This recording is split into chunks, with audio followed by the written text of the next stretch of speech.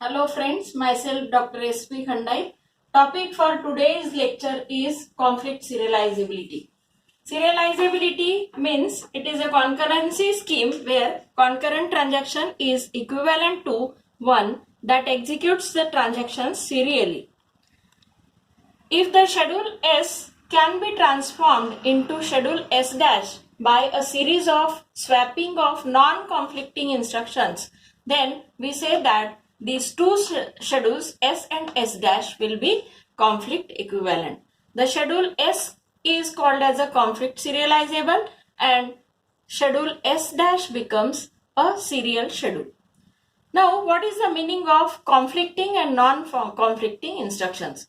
Suppose transaction Ti and Tj, these are the two transactions, and Ii and Ij are the instructions of the transaction Ti and Tj. And if suppose these of the pairs occurs, then we can have the action as conflict or non-conflict.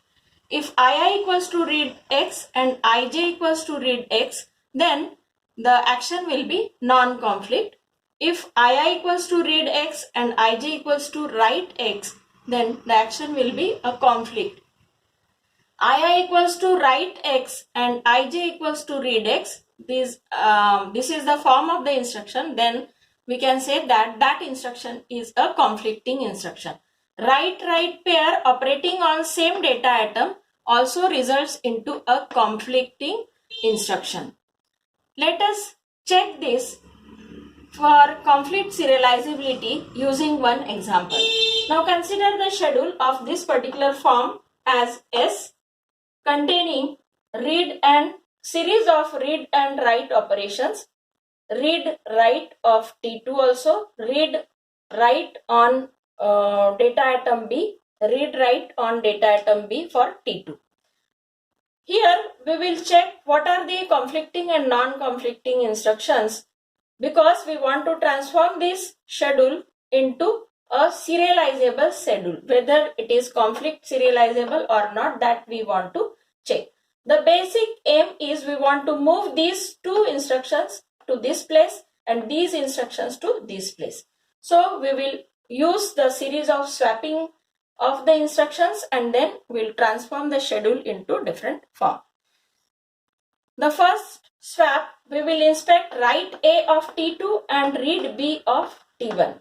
Read-write pair operating on different data item, therefore this is a non-conflicting instruction. Therefore we will swap these two instructions and after swapping we will get the schedule as intermediate schedule I dash. Okay.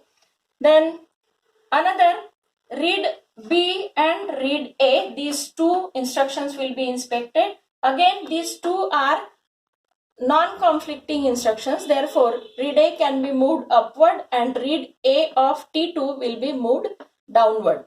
So, the resulting schedule will be intermediate schedule I double dash. In the similar manner, the write B of T1 and write A of T2, these two will be inspected. These two instructions are again non-conflicting instructions because operating on different data items. Therefore, swap can occur and write B will be moved upward and write A will be moved downward as far as T2 is concerned. And resulting schedule will be intermediate schedule I double dash.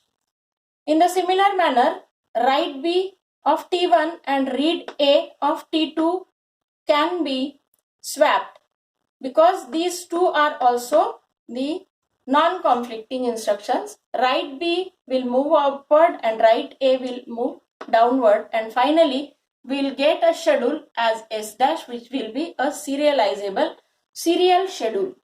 The two schedules, schedule S and schedule S dash, will be conflict serializable. Thank you for listening this video. In the next class, we will discuss about the conflict serializability method using precedence graph. Thank you.